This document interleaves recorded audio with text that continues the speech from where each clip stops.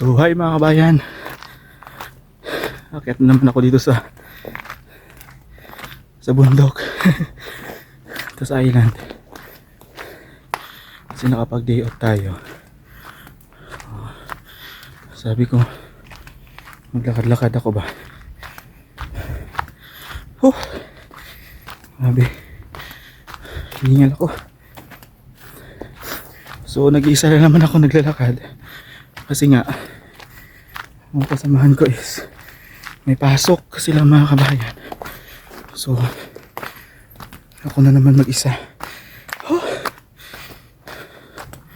So medyo marami-rami na din yung guest, no? Yung nakaraan may 600 plus kami na guest kasi nga summer na. Sabi ko mag-akit-akit ako ng dito bundok para exercise yung katawan natin kasi puro lang tayo higa mga kabayan. So tingnan nyo yung nilakaran ko dito. Yung iba dyan nakapanood naman ito mga vlog.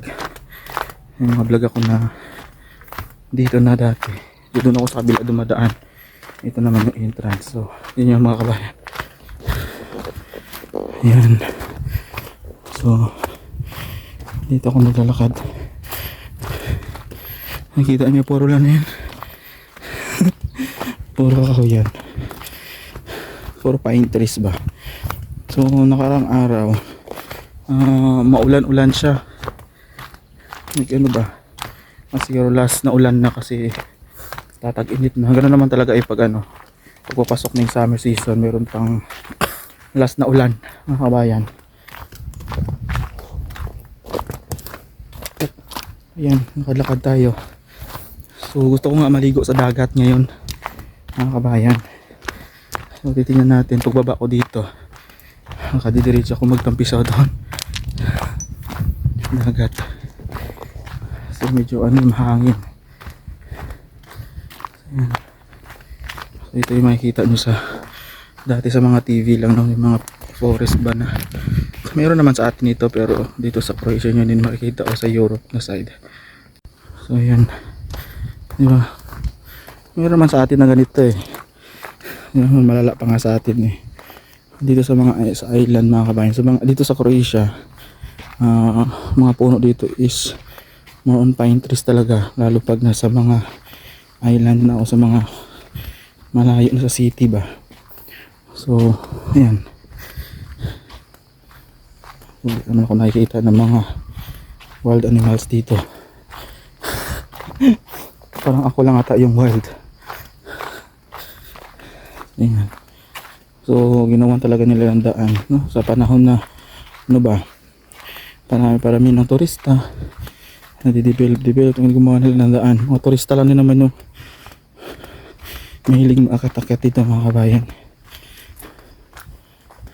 Tsaka wala ditong mga mushroom. Wala, pero sa ibang EU countries may mga mushroom dun dito wala. Ang lakad-lakad lang tayo. Mamaya magtampisaw tayo sa dagat. So ayun sa mga nagbabalak din pumunta dito mga kabayan, nalo dyan sa Middle East. So yung mga agency dyan mga kabayan na papunta dito, so tiisin nyo muna yung mababang sahod mga kabayan. So malaki din naman yung sahod na yan pag matagal na kayo sa company or sa agency.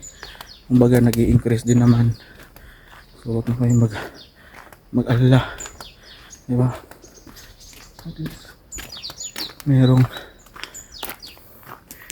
Meron pa rin kayong tawag nito pag-asa na laki yung sahod. So dito na siguro ako doon sa dagat. Wala yan.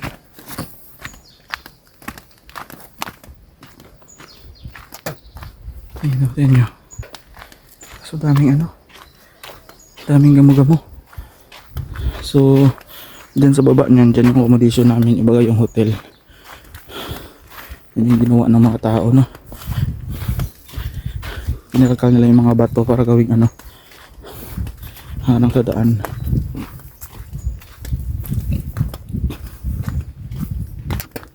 Ba, gumawa sila ng paraan mga kabayan.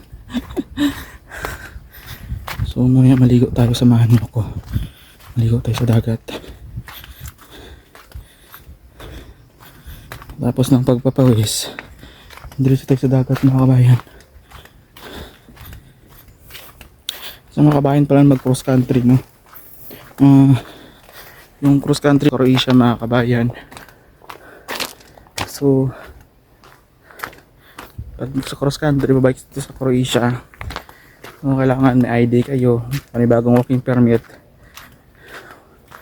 o panibagong working visa mga kabayan. Pero pag nasa mga Schengen country kayo mga kabayan, like Paris, Italy, mga Schengen country, part ng EU, no? Hindi na kayo pwedeng bumalik dito sa Pilipinas, sa Croatia.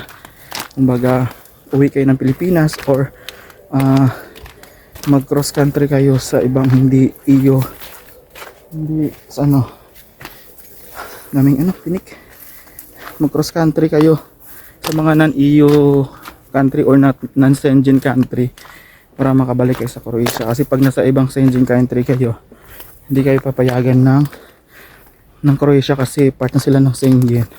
So kailangan sa mga kayo non-Schengen country kayo mag-exit, tapos apply kayo ulit o kukunin man kayong ibang employer or agency dito sa Croatia. Kasi para panibagong working permit, kasi yun kasi natatrack daw yung ID natin or natatrack siya kung dumaan na kayo dito sa Croatia. So natatrack siya mga kabayan kung apply kayo ng panibagong working permit. So kailangan mag-exit kayo sa mga non-Schengen country. Hindi maganda yung buhay nyo dun sa ibang Schengen country, so hindi maganda, like sa Germany or Italy or sa France, hindi maganda mga kabayan. So kung gusto nyo bumalik, so yun yung paraan, kailangan pumawid muna kayo sa mga hindi Schengen country. Hiningal ako.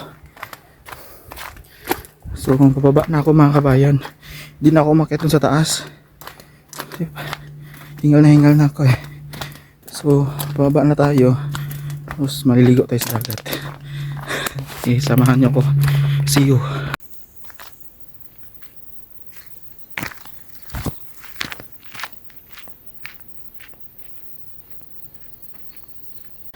So malayo talaga nilakad ko para lang makaligo.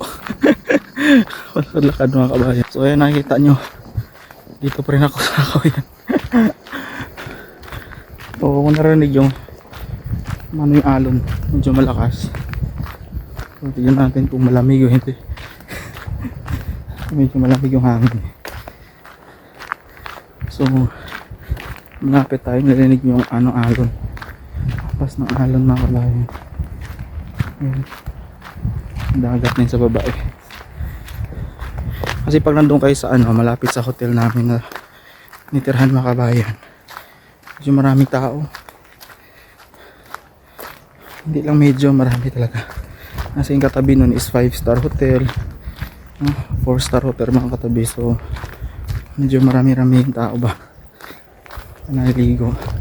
So pag dito ka na sa mga medyo malayo mga kabayan, wala masyado naliligo dito. Titignan pa rin natin kasi maganda yung araw nga. Yung sikat ng araw ba. Hindi ko medyo shortcut na ako dito. Hindi, medyo malayo kasi ito Ayan.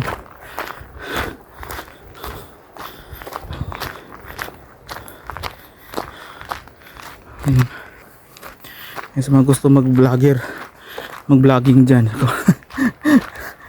Hirap maghanap ng content mga kabayan. Hirap mag-isip ng content everyday.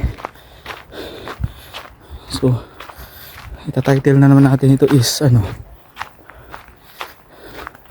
first summer swimming. Ang mga nandaan niya sa may pumapasok din dito. May bahay din dyan. Minsan may live ako dito Nalalakad ako dito ng isa din. So nakaka-refresh kasi mga kabayan. Saka makawala ng ano, ng problema. Saka sakit sa ulo. Maglakad ka, makita mo puro kahoy, puno. Pag umuwi ako ng Pilipinas, hindi na ako nasasabik sa mga puno, mga bundok-bundok. Kasi dito sa Croatia, bundok na eh. Magubat na. So wala nang kasabikan pag uwi ng Pilipinas.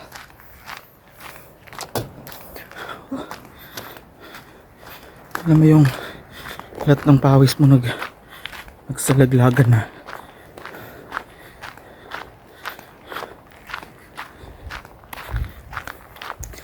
Sa mga ibang isla, ganito din naman mga kabayan. Mga bundok-bundok. O sa mga gusto lang mag-walking, exercise. Ang sarap ng init ng araw.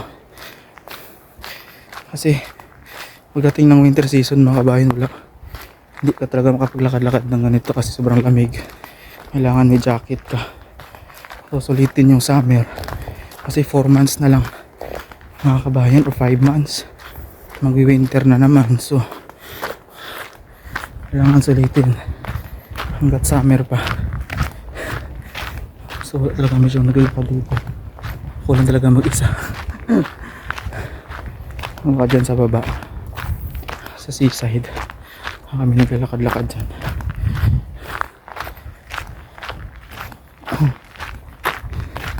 So kita tayo sa baba. So ayan mga kabayan, dagat na. Nandito na tayo sa dagat. Yan, so medyo maalon mga kabayan. Kung maliligo pa rin tayo dyan mamaya. Doon tayo sa kabila. So ito yung seaside. Ito yung sa mga nag-jogging, nagbabike, mga turista. So maligo tayo doon mamaya. Doon sa kabila. So, nakaka-refresh mga kabayan. Dito ka na. Ano? Hindi mo na iisipin yung maliit yung sahod. Huwag na isipin yung malayo yung Pilipinas. Ang ganito lang naman yung madaratnan mo mga kabayan, diba? Oo. So maligo tayo dun sa kabila. Let's go. Nakapagligo doon na side mga kabayan kasi maraming tao. Maghanap tayo ng maliguan kasi medyo malakas yung alon. Ayun, papakita ko sa inyo mga kabayan. So dito mga kabayan is walang buhangin ba. So yung dagat is yan, mabato-bato. So hindi ka basta-basta talaga makaligo, no? Kasi yun nga, mabato. Nanghanap tayo ng maliliguan. Yung medyo walang tao mga kabayan.